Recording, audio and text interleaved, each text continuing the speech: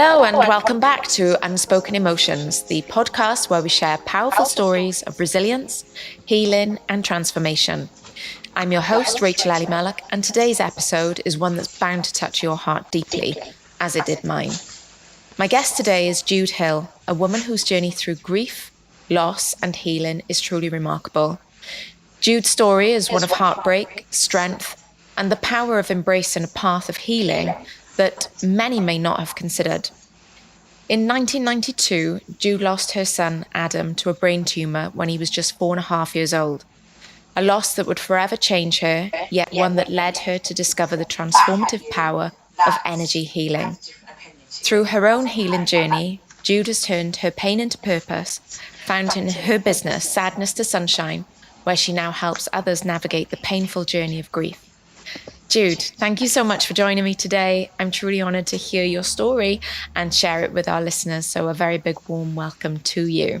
Hi, Rachel. Yeah, I'm really pleased to be here. Jude, oh my gosh, you've been through unimaginable loss with the passing of your son, Adam, especially at such a young age. I can't imagine for a second what that must have felt like for you as a mother. But before we go into everything, please would you mind telling us a little bit more about Adam and what he was like as a young child? Oh, he was just an inspiration, really. So he was ill from 18 months. He had his MMR injection and then just something wasn't right. Short story, a few repeated things to the doctor, and eventually we got referred and it was a brain tumour, and he went on a whole 3-year journey with cancer, but he just took everything in his stride. I mean, I've got anything from funny moments like chasing the 2-year-old around attached to the drip feed with the drugs in and that sort of thing. Luckily, he was a relatively calm 2-year-old compared with my other sons later. But yeah, he was always happy and smiling. He never really complained about anything. And sometimes I think, because it's all these years later, was it just, rose-coloured glasses that I'm remembering? But yeah, he was just a beautiful soul, really. Taught me so much. Oh, bless him. Can you take us back to those early days, Jude, when Adam perhaps was first diagnosed with a brain tumour? What was that experience like? I mean, not just for him, but as for you as his mother, and how did it feel to keep fighting for answers when you knew that something was wrong? Yeah, it's really tough. I was sort of almost sent away because, like you said, I was quite a young mother, so I was only 21, 22 when he was diagnosed. But luckily I did have quite a good doctor, and I went back and I said, look, now even his, because I was working, he used to go to a childminder, and she'd phone me up one day when he come back and just something wasn't normal. It was like projectile vomit. It wasn't normal child vomit. And so she sort of begrudgingly gave me a letter to take up the hospital, because that's how it was done back then, sort of thing. And then I arrived, they did tests, and everyone, like you do, you're talking to the other parents and they say, what's wrong? And I didn't know. And the not knowing seemed a bit worse at the time, because you think something's not wrong. And then they said to me, we need to, it's going to sound a bit weird, but we need to look in his eyes in a dark room. And they took me to the stock room, just had a spare chair in there, and he sat on my lap while they shone the torch in. And then they obviously saw it's all swollen behind his eyes when they can look in like that. And then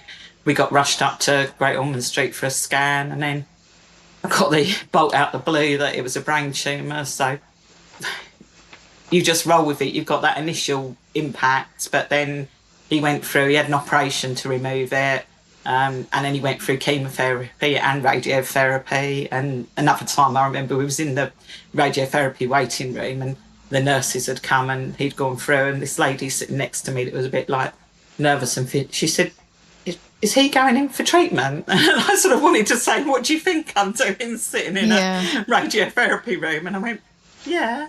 And then she sort of sat up in her chair and thought, I better put my big girl's pants on. I can't be sitting here crying over me. And, that little boy's just gone in and done that. But yeah, I was just amazed even at that age how he'd lay for the treatment and that sort of thing and go through it all. But I now believe, with the impact I've got now, where I all know about soul journeys and things like that, yeah, it was just part of his story to only be here for those first few years. And, I can see it now in the strength of what he went through in such a short time. But then there was other times when we'd go out and have fun days, even towards the end. I've just recently reconnected with an old friend, and I went to see her because she just had twin girls, and Adam wasn't very well. It was the last sort of proper going out I remember before we lost him. But I didn't realise how close it was until she was saying what the age of her girls were now. And I thought, oh my God, that was literally like a couple of weeks before he actually went. But, even that, it's going to sound weird, but we were lucky in that sense. My Macmillan nurse was visiting, and she'd obviously clocked the signs. He was on morphine from home at that point, and she sort of said to me, oh, he's going. So I actually had him in my arms, but he went. Oof, that's a powerful one, Yeah, this one, sorry. isn't it? Woo, dear me. I've got the tissues at the ready because I knew this one was going to sting a bit. Dear gosh. I mean, this is just the raw. This is it, though, isn't it? This is just the raw emotion, even all of these years on. Because when was this, Jude? Was it 1996? Did you say 1992 when I lost him? Yeah, so 1992? Yeah, I mean, it'd be 33 years in August. So I know, and to still like feel that emotion as raw today as it was all those years ago. I mean, that's the reality, isn't it? I just mean, your body and your mind and your emotions remember it. So, which is why for years, like the title of your podcast, Unspoken Emotions, I couldn't speak because this is, a gentle tear, if you know what I mean. Back then, if I'd spoke like that, I'd have been a snivelling wreck and, out on the floor, not being able to, focus or do anything else. So. Well, and understandably so. I mean, I can't, hats off to you. I can't even imagine what it was like and what you were going through. I mean, when you first heard the news, Jude, that it was a brain tumour, and because did you say that he had treatment first and then it was gone and then it came back? Yeah, so with cancer, you normally always have to go for checkups, and then it's so long, the different protocols of when they clear you. And so we'd had that hope in between. He'd been through all of that, and we sort of thought, maybe light at the end of the tunnel. He's going to be one of the lucky ones that makes it through. And then we went back for one of his checkups, and they said that it had grown back even bigger than what it was the first time. And basically, they said they'd thrown everything at it. Then they'd cut it out, basically, done chemotherapy and radiotherapy, and so there wasn't anything else they could do. And those words, it was terminal, and it's just that bolt out the blue. But and I suppose just being young then, and the world was a different place. There was no Google, so you couldn't go to Dr. Google and think, is there anything else? Is there other alternatives? Which, even sometimes now I think, could I have done more? Could I have tried to find something else? You hear other stories of people going off and getting different medications from abroad and that, but it's just, you think, just ends. So in a way, I sort of grieved him before I lost him, but obviously I tried to be strong for him and make those months that we had matter as well. People gathered together at work, and we went on a holiday to Euro Disney, and but even that, I remember at one point he was in the pram because although he was 4, he was so weak he couldn't walk very far. And they sort of said, "Oh, sorry, madam, you can't take the buggy any further than here." And then, I explained the situation. I went, "Oh no, you just come to the front of the queue," And so after that, like any ride, we was like VIPs. We was sort of queue jumping before Fast Track was announced. And rightly so. But that time that you, like that in between where following you being given the awful news that it was terminal and that there was nothing that you could do, and his passing, how did you manage to hold it all together and just stay strong during that time, knowing obviously what you were being faced with? I think you just do, really. You want to protect your child. So, it's a bit of obviously I was wearing a mask at the time. I mean, I remember when my friend that came with us to the Euro Disney, she said, just some things you just block out from your memory sort of thing. She said, oh, don't you remember when you had that powder you had to have in the bath? Because I think it had all come out on my skin condition sort of thing and I'd got this sort of rash thing going on. I thought, God, I don't even, and when she said it, I then sort of half remembered it, but just certain bits you just block out from your memory. But yeah, I've always been, my mum was pretty old school, like that. Oh, you just get on with things. And she had a bit of what I used to call the war mentality then, Yeah. because they were a bit older for that era. And, she was a child just at the end of the Second War. So, they'd sort of lived through rationing and stuff like that. So, you just get on with it. It's amazing, really, how how strong we are as humans. We don't know how strong we are until being strong is the only way. Yeah, it's a crazy thing. But after Adam's passing, then you had to return to work. Yeah, I was a single mum at the time, so it was a bit practicality. But I think in one way it was good for me because it gave me that distraction, that 8 hours a day at work. And but even with the things then, I had to tell one of my friends at work because everyone in the office knew it was quite a big office, and then there was like engineers around the corner, and they'd, done collections like before for us to go on that trip and for the funeral and that sort of thing for donations. And I said, just tell everyone not to ask me how I was, because although somehow I managed to get through that door and do what I had to do and, go through the motions with the job, I just knew as soon as anyone was nice to me or said, oh, how's it going or whatever, I'd have just been a blubbering mess. So that was my way of coping. So it's that unspoken emotions again, just numbing out, focus, do the job, be Mrs. Robot sort of thing, and then, deal with it later. I was quite a private person back then. Just trying to do what you can to hold it all together and get through the days. How did that feel when you were how did that feel when you were sort of being in work and just obviously carrying that weight of grief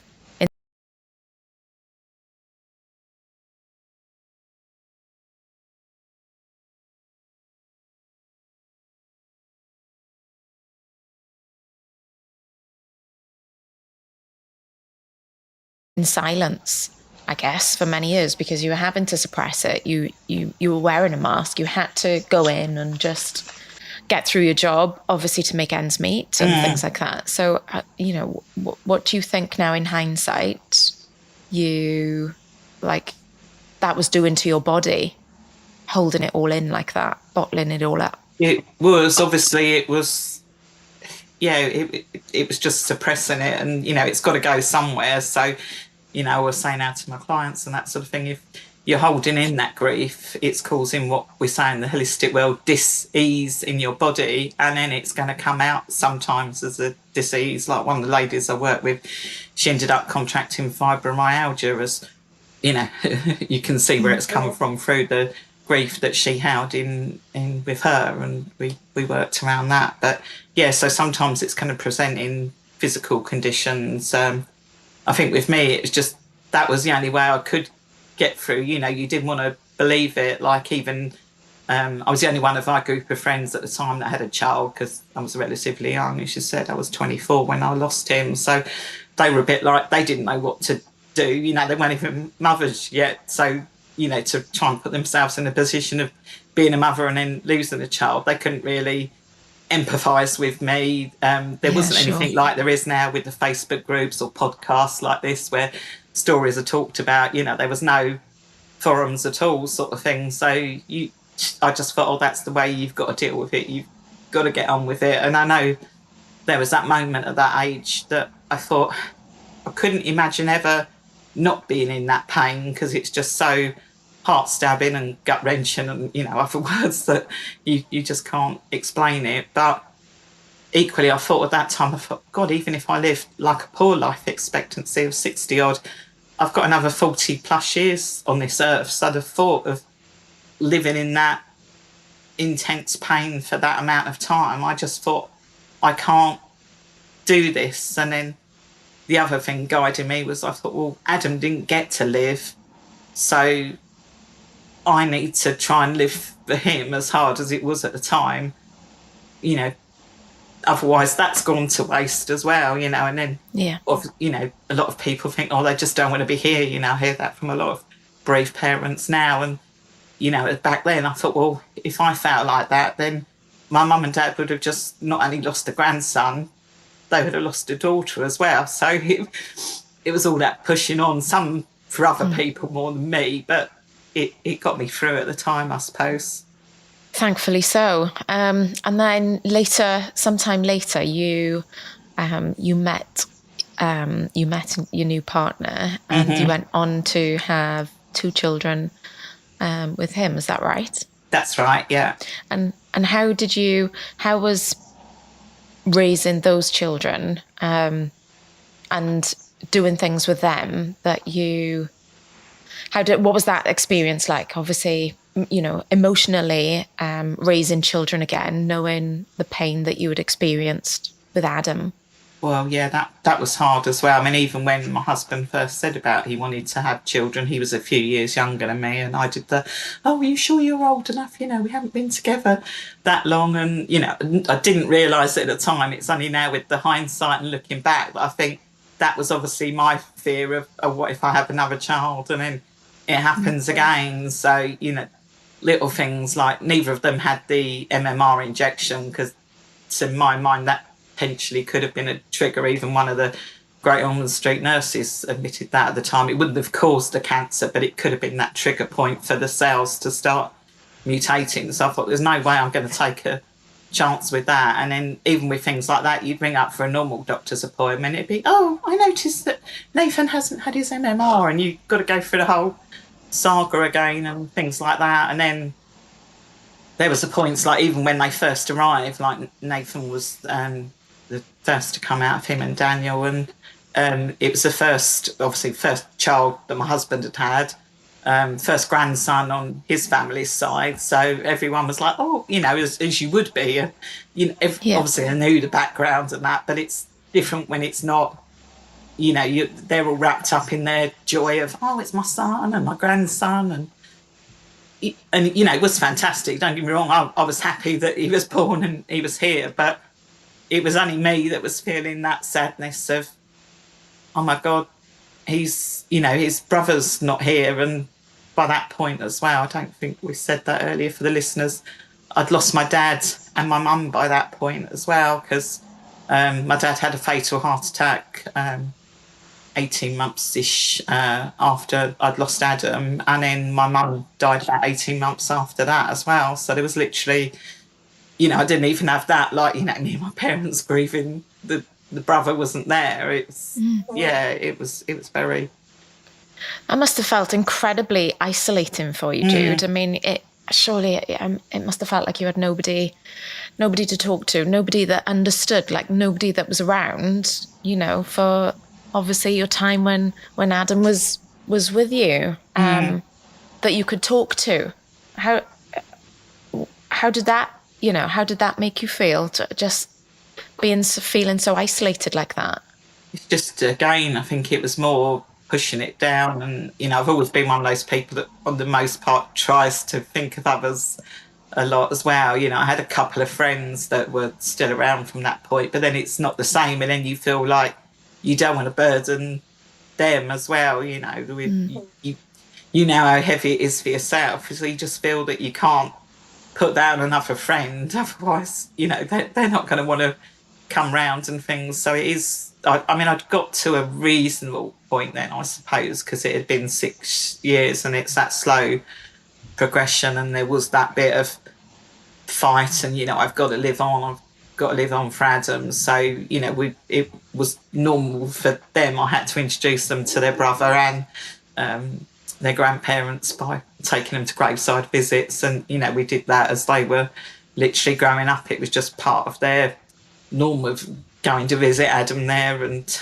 you know, I brought him into conversations and things like that. But it was tough from moments when they might be playing with a toy that I looked at and thought, oh God, that used to be his. And instead of, you know, the older brother being there to watch or play with them, he wasn't. And, you know, obvious times like Christmas time, we had a little ritual where we'd go to the grave Christmas Eve, you know, and I'd be all sort of smiley because you don't want to drag, them down, and kids take us, it is, and we're taking your brother his present, and we're doing the grave and that. And then again, it'd be painting on another smile when it was Christmas Day. And I was enjoying it, but not to the level that you would have done before with, that person not being there. Yeah. It's incredibly, it's got me, this one has. Sorry, I just, yeah, it's hard, it's just incredibly hard, I think, for any parent. And I'm a parent, and I'm a parent of two older children and one younger child. And I think that's why sometimes some of these interviews hit me a bit harder than others, because I can relate and empathize somewhat, thinking, oh my gosh, if that, my son is of a similar age, he's just turned 5, and I can just think, oh my God, if anything, were to happen to him, how I would feel my world, would have been just absolutely shattered. So I can, I can't imagine, obviously, the pain that you have gone through, but as a parent, I do feel some of that pain, thinking the what ifs, and just the what ifs. And I'm sorry that you went through all of this. It's hard, as hard as it is for me to listen and speak to you. It must have been 100 times harder for you, obviously, having gone through that. And then you did go through a few years after that, where you seemingly were kind of managing with everything, and you were holding it all together. Everything seemed okay, and just getting on with life as it were. Until I think there was a moment in 2016 where you went to a public speaking class, and that triggered a deep emotional reaction in you. Can you tell us more about what happened during that class? And what it was like for you to obviously realize that the grief that you had been holding on to was still very present. Yeah, like you said, I'd slowly moved on. I'd been good with the boys, and it built into our routine. And I don't think I'd show too much with them. It was, oh, you had a brother, and stories and things, and they probably wouldn't have known, looking back. Their Christmases seemed, it was just that pain that I was keeping in. But yeah, I was sat at this workshop, and she was talking about how it's good to get emotions into a talk, even if it's a businessy thing or something, because it's going to involve your audience and that. And then played this clip, and that was it. I was just gone, and people around me were like, why not, sad, Jude? But it was only a cartoony thing. Why are you in tears over that? But it was just the subject matter had triggered something in me. So then I'm sniffing through tears, going, yeah, but you don't know, I lost my son-in-law. And then they were like, and then some of these people knew me relatively well from the life then, and I was like, oh, I thought you just had 2 boys, but it's not something you go around introducing yourself. And it's the worst question to a parent that's lost a child. Oh, how many children have you got? How do you answer that? You don't want to diminish them by saying, you've only got 2, although just in practicalities, I said that most of the time. And then the bit of you feels awful because you're not acknowledging them at that time. But it was easier for that factual mind, and then you don't get probed on the deeper questions that could set you off as well. So yeah, and then at the end of the day, the lady that was running it, she knew me relatively well, and she was like, oh, put her arm around me and said, I know it was quite a long time ago, Jude, but maybe you need to get some help with that. And I've always been a heart person, but I was also very logically minded and that sort of thing. And I thought, no, it's been 20 odd years, and even to other people that knew, I could speak without being in that as much of a mush. So I couldn't really understand what was going on. So I sort of sat on the box that had the grief in it and pushed the lid down tight. And then it was a few months later, I was at another retreat, and we were all around the table at the beginning, and going around saying what our intentions were for the weekend. And I found out of my mouth, because I think we'd done a bit of journaling first and it had come out then. And then I'm reading it out and I said, I want to be able to talk about my son Adam without being in tears. And then I've got the tears coming at that point. And yeah, that was the start of my big healing journey and my awakening, if you like, and diving into the world of energy healing. Wow, that's incredible. I think you said one of your main goals in going into that energy healing weekend was to be able to speak about your son, Adam, without breaking down into tears. And amazingly, by the end of that weekend, for the first time in all of those years, you achieved that goal. And you were able to speak about Adam without, as you said earlier, becoming a blubbing mess. Can you share with us what that experience was like for you and how you felt in that moment of that emotional release? Yeah, it was just, I think even I didn't know what had fully been there all the time. You know, there's been moments along where you feel those pangs of pain and you just think, oh, push it down, or, you know, don't show it, it'll upset the other boys and that sort of thing. But yeah, I suppose it just goes how deep the pain of something like that is. And if it's not dealt with and processed, then it's going to cause issues for you, be that emotionally or physically. It's going to, you know, it's going to affect your life. You know, and I've seen it since then with other bereaved parents. You know, some just can't physically get themselves back to it and return to work. You know, they end up getting sick because it stays within their body. So I think I'd let go of a lot, but there was still that heaviness inside, and it was just such a relief to let that out. And I think that's the difference to a lot of, you know, the other things that are out there, like the traditional talking therapies and counselling, which I think, if anything, to me was offered back then. But it's good in one way because you let it out, but you're not actually channeling it anywhere. And I think that's the difference with the energy healing process. It literally just moves it out of your whole body. And then the particular practice we work with then as well, they'll then put a higher emotion in. So if you're releasing the sadness, you'll do something to move up what's called the emotional scale. So even if it's just to hope, you know, you love and happiness at the top just seems like too far away, that it's totally unattainable. But okay, I can get to hope, I can feel hopeful that I might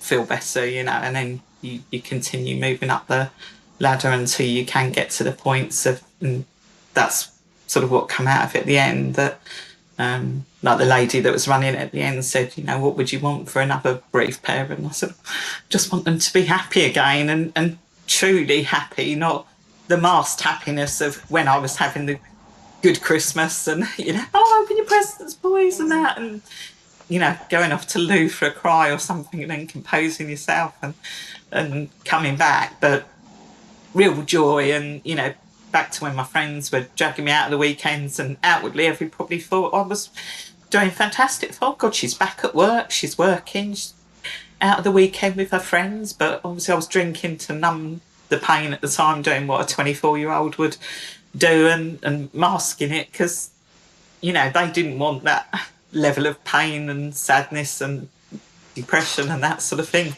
layered at them. So yeah, it was just another mask at the time. But getting to that point where you can actually release all that grief and all those other emotions that are part of it, and then you just feel free, and then you can eventually get to that point of real happiness and contentment again. That must have been really a feeling of euphoria to some degree, because carrying that burden of grief to that level, you know, for so many years, it's just, you know, would have been just a massive weight in your body that you would have been carrying. So for you to be able to actually let that go, let it go from your system, as you've said, let it go from your body, how liberating must that have felt for you? was just, there was more work to be done afterwards, but that initial feeling of how you genuinely do feel different. It's a phrase that's used in our world, but just lighter, just not so heavy. The other way people describe it as you're carrying a bag of rocks around, sort of thing, and you just get more used to carrying it as life goes on. But yeah, it's like you've been able to chuck that bag of rocks off of you, and it's like, oh, I can actually stand straight now, and the difference of looking better as well. Amazing. How do you think that breakthrough influenced your path forward in both your personal life and your work? So it was. I mean, it just was the start of everything. So the lady that was running the workshop, sort of towards the middle of the second day, I think, said, "Oh, well, maybe you shouldn't be doing what you're doing now." That I'd sort of been there to be working on. Maybe there's something else. And I sort of guessed what she was hinting at, but I was still then pretty much, well, I'm little old Jude. I didn't do anything special. I just pushed through and got on with life, and then had that realisation then. And then I say the other question that sort of sticks with me was when she said, "Well, what would you want for another bereaved parent?" And I said, "I just want them to be happy again," because you just, that happens. And even when you have happy moments happen again, like the other children coming along and all the good things it's just always tinged with that sadness when you're still carrying that. So, and what I realised then looking back is that for all them years I'd sort of been living a half life, if you like. So I'd sort of gone from the depths of down there when I lost him to, okay, life moves on, and I'd push through, and then I'd got to a point, okay, I found someone, and then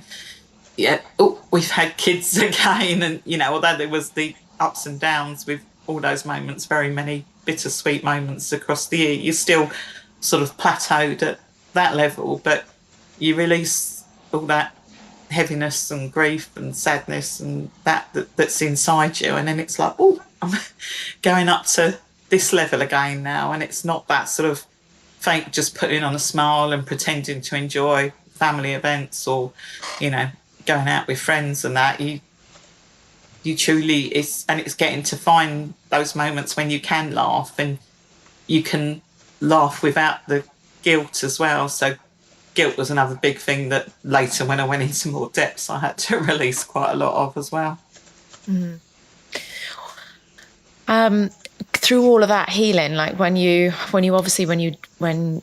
were able to release that from yourself and then get back to feeling, at a higher level again, going through that and having that experience in your own journey, that's what inspired you then to make you want to help others. Is that right? Yeah, so I say the sort of seed had been sown then, and then I went round to see one of my good friends not long after I got back from the weekend. I was like, oh my God, you wouldn't believe what's happened there, and sort of told her the saga and that. And I knew she was one of those friends that you'd get a good, sensible answer from, and that as well, but caring. And so she did a little NLP exercise on me, like a rocking chair going forward. So, okay, do the Jude going forward, where you stay doing what you're doing, life, and how do you feel basically when you're granny in your rocking chair looking back, and then you go and you do this thing to help the bereaved parents, and then you're doing all of that, and then you're looking back there, and of course which one are you going to feel drawn to do it? And you then really got to feel like, it feels like a big mission. But if you can help others from where you've been suffering and how it feels, then you can only do one thing really. And then I sort of said, oh man, and then we sort of worked on the business name and sadness to whatever, and we brainstormed a few, and I think Serene was one of those. But yeah, you want to be at peace with it, because that's another hard thing as well, and it's a hard thing to say, or acceptance as they call it in the stages of grief. But it just didn't hit right, so I went away from her thinking, I feel more this could be something I could do. This could be the start of something. And then the song came on the radio as I was driving home. Ain't no sunshine when she's gone came on the radio, and I thought, oh, that's it, sunshine. And then, like, I thought about it afterwards, and when I learned more about metaphysics, and I thought someone, i.e. Adam, was delivering me a message. Because they come back through electronics quite often to give us message. He gave me that word, and and I thought that just encapsulates it, because I said I wanted them to be happy, but, sunshine to me, just, it's lighting you up, so it's making you lighter, it's releasing that heaviness. Yeah, it's got to be sunshine. So yeah, that was the start of everything. And that's where your new journey began, as a energy healing facilitator, starting your own business, Sadness to Sunshine, and that was set up, I think you said, to help others coping with their grief. So what was it like for you to step in? I mean, how did that feel to step into this new role? Yeah, it felt scary in some ways, like a big mission, and then throughout sort of training things that I went on afterwards to train in the modalities and things, and then obviously your own stuff gets brought up then and you work on things to a deeper level. But yeah, it just gives you that, and then you just see how things, and and just one thing I want to touch on, just that guilt feeling. So when Adam, just going back to when he first had his treatments and that sort of thing, like afterwards we was advised by the doctors, they said, because of all the damage that potentially the radiotherapy and the chemotherapy could do to especially such a young body with their organs still growing, so they said you need to give him this growth hormone to help the organs grow properly. So as I said, Google wasn't around then, I couldn't double check it with Dr. Google or anything, so it's like, these are the highest doctors at Great Ormond Street, they're going to tell me the right thing to do. So you just,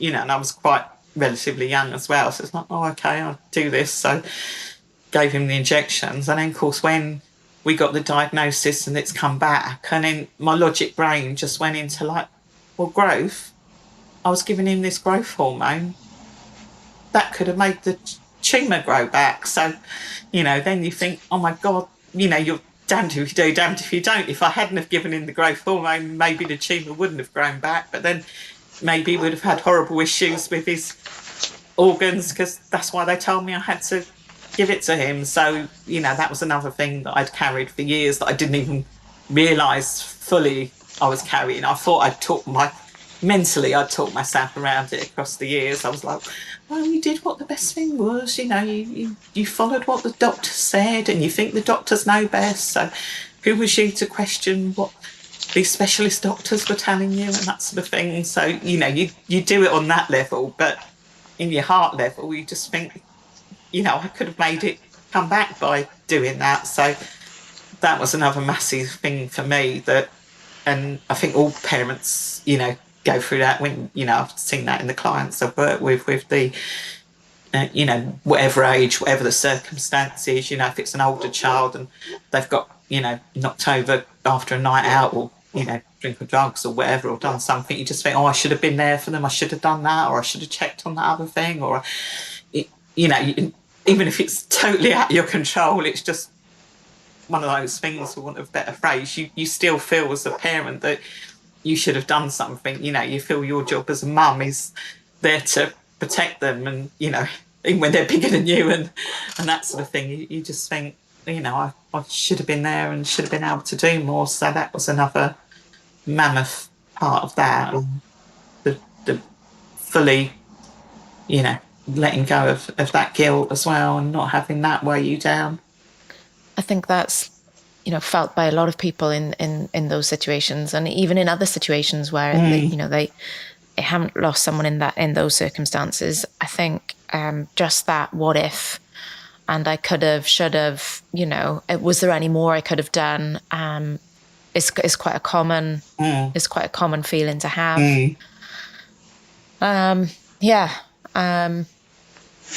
I don't know. How did you get past that? How did you kind of overcome that feeling of the guilt that you were carrying? I mean, it was never, You had nothing to feel guilty about, No. but obviously you Yeah. still felt that guilt, didn't you? As a parent, as many parents would do, or brothers or sisters would do in the same, or similar circumstances. But how did you eventually manage to let go of that? I think it's just similar to what I said before about the other emotions, and that's what I believe is the difference with the energy healing approach to it. It literally sort of comes out of your body. You might not see it and things and that. Like my friend I was with earlier was saying about when I helped her friend on holiday with a fear and that. She said, "Well, you don't have to get it. It's like." You don't have to see something to see it's working. She doesn't know how a car works, but she knows she turns it on and it moves and it happens and that. So, she just sits there and I do my energy thing on her and then she feels better. Then she doesn't quite know how I've done it, sort of thing. But it's just that lightness and that's just it. It's just, it literally sort of takes it out of your body instead of you holding it in. I think that's what most of us do. Like I said, mentally, I thought I'd talk myself out of it. Like you've just said, there wasn't anything I could do. I followed the instructions from what you think would be the best thing from Great Ormond Street doctors. Anyone that's in the UK knows you don't get much better than that for children's help and that sort of thing. And, I couldn't have done any more. And like you say, a lot of people feel it for other circumstances, but it's one of those things as well. I don't think it matters how much other people tell you, oh, you didn't, you've got nothing to feel guilty about, you couldn't have done any more or blah, blah, blah. If you're feeling that in there, then just people talking to you about it and dealing with it on that mental level, that head level, as I call it, doesn't do anything. I think that's the thing. It's the energy alignment of coordinating your heart and your head and emotions. They're in your heart, they're in your body, and just being able to let them out and then replace it with the better feelings, then that's just where it transforms it as well. Yeah, I agree. I mean, how many times can someone say to you, like, they'll tell you something? We hear it all the time, completely different, but relative. We hear it all the time about people struggling with weight issues, for example, and their nearest and dearest might say, "You're absolutely gorgeous, you're beautiful, you got nothing to feel conscious about." But it is, that's just one example. There's so many examples. But when it doesn't matter who tells you or how many times they tell you, you shouldn't feel like this, you should feel like that. You've got nothing to feel conscious about, nothing to feel guilty about, nothing to feel whatever about until you actually feel it yourself. They can tell you till the cows come home, it's not going to make a difference. And so, yeah, it's crazy, isn't it? How just no matter how many times somebody can tell you something, unless you truly feel it yourself, it's not going to change anything or change how you feel. I mean, what would you say now for someone who is grieving, especially for those who may have lost a child or a loved one? What does the process of healing through energy work look like? So it's very hard to describe, but yeah, it's nothing. It's not a touch type energy, and that literally I work with clients through Zoom, so they don't have to be in the same room and that. So sometimes it's a bit like, probably most people might have heard of Reiki, something like that. It's a sort of form of that. Some of that is just sending the energy, or I tend to hold energy in the space for things like that.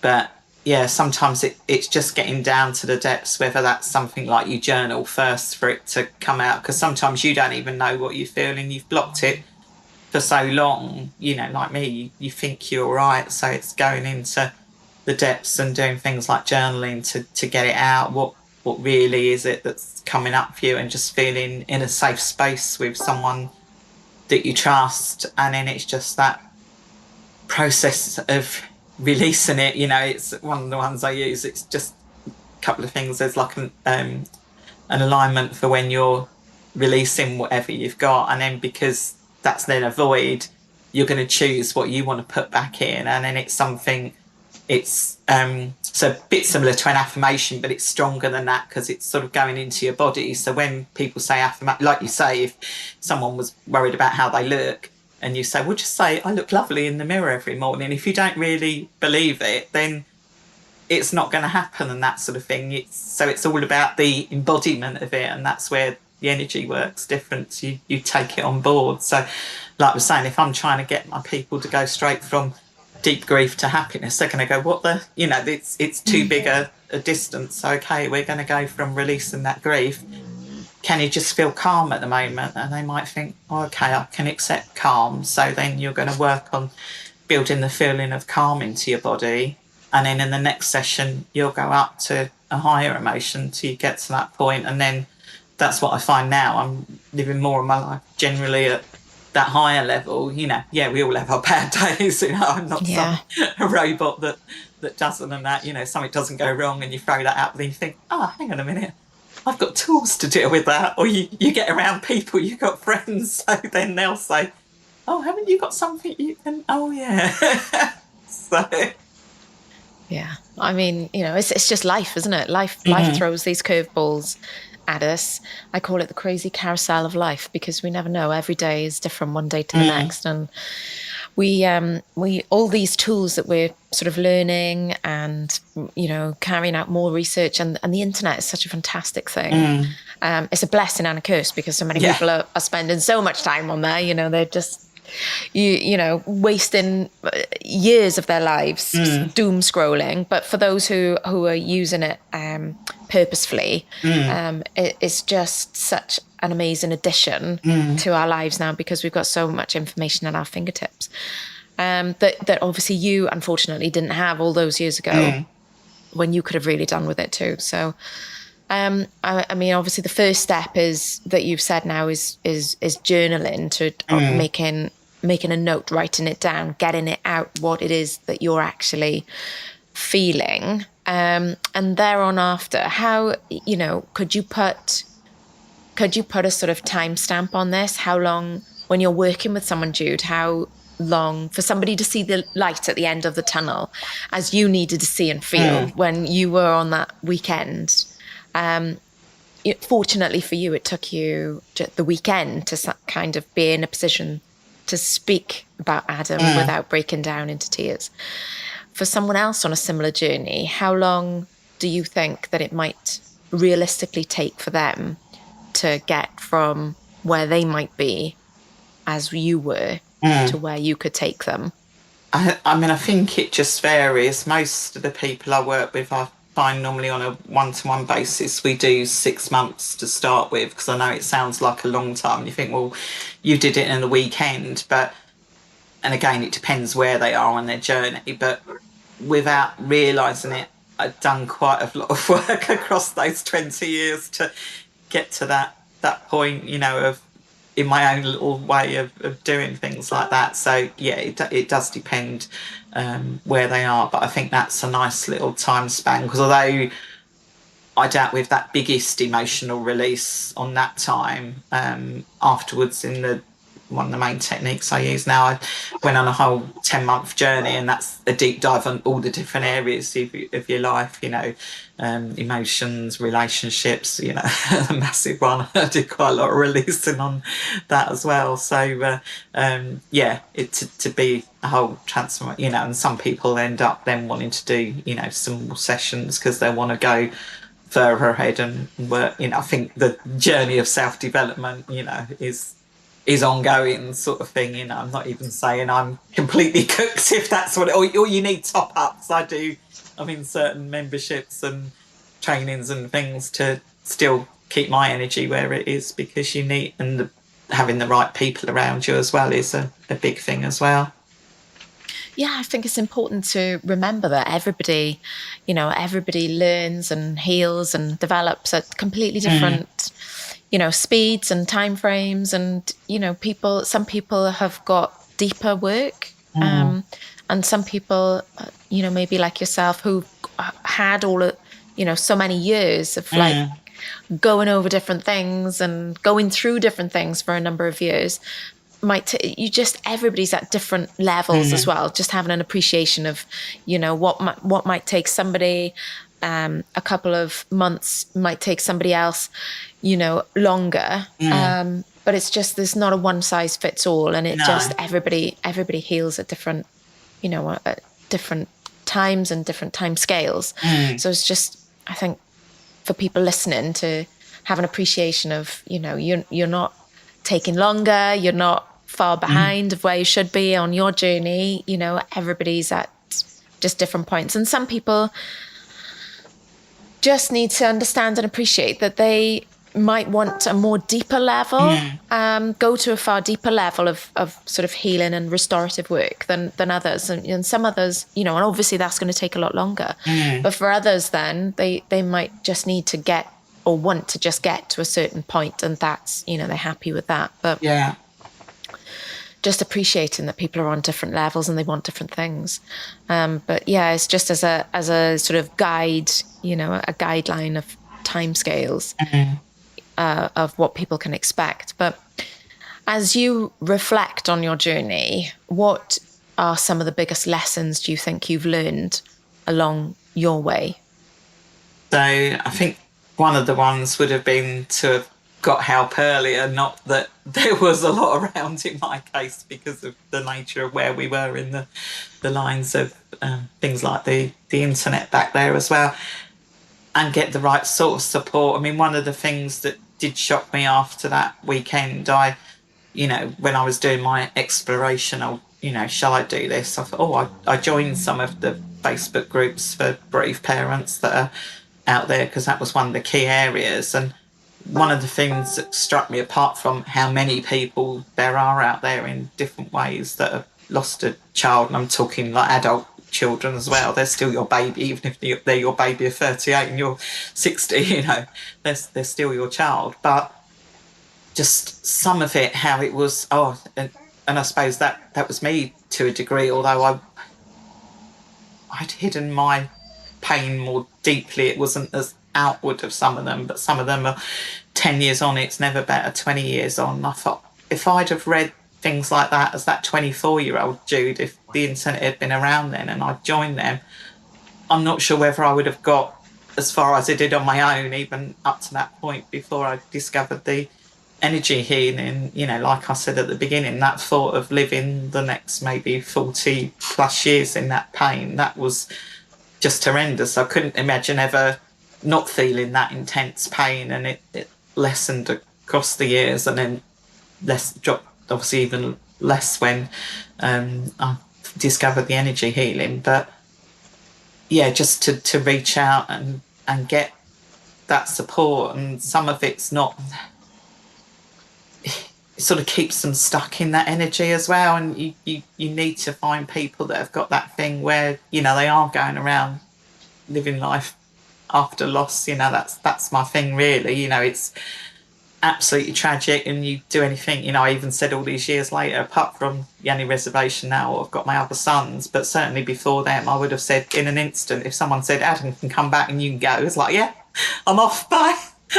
Wouldn't have hesitated and that sort of thing. So and even years later, my only reservation would be, what about the boys losing their mum, would be. But even that, I'd probably think, you can have your brother instead of me, sort of thing. So yeah, it's just going, I can't remember, that's put me off of what I was saying. I think as a parent, Jude, you always want to try and put your kids first, don't you? And take their pain away and substitute their pain for your own. I think that's just so natural as a parent. No, and even, from the smallest of things, when they fall over or bump themselves, you're just, and just, or any sort of pain that they're going through, like in school with bullying or anything like that. You just want to take away their pain. That's just completely natural as a parent, isn't it? For anyone who is struggling with loss or grief right now, Jude, what message would you like to share with them? I mean, my other big thing, which I think I felt a little bit at the time, or I didn't know, or I now like to say it was Adam guiding me, although I didn't know. It's just tapping into your heart and soul. And know that they are still there. Obviously, we live in a very physical world, and things are tangible. Sometimes you don't believe things unless you can touch and see it. But then there's things like, use a microwave most days. There's radio waves. You don't know how it's heating your thing. You don't see a flame or anything, but the thing comes out hot when you pull it out. So you don't always need to see or understand it for it to work. But just think in your heart and soul, and no one can ever take that away. That's my normal little phrase, that they're gone physically. We change that in an instant if we could, but they're still in your heart, and your soul bond can never be broken. So that's what I always say, and that's what's given me the comfort since I've come back. I mean, I went through years where, with the boys and on my own, I would go down to the grave because, in the logical head mind back then where I was, well, that's where he is, so I'm going to go and sit there. And you're in that desperate thing to try and feel close to him. And then you've got all the anger and things, why am I sitting at a bloody graveside sort of thing? He should be here running around with me. And you go through all of that. Whereas now I can just think, okay, if I get into a heart space, or just get into my heart space and centre it, I can just feel him around me and feel connected with him. So yeah, it's a bit crazy to say, but much longer, 30 odd years on, I can feel closer now than back in the days where I was trying to feel close to him by going to the grave. So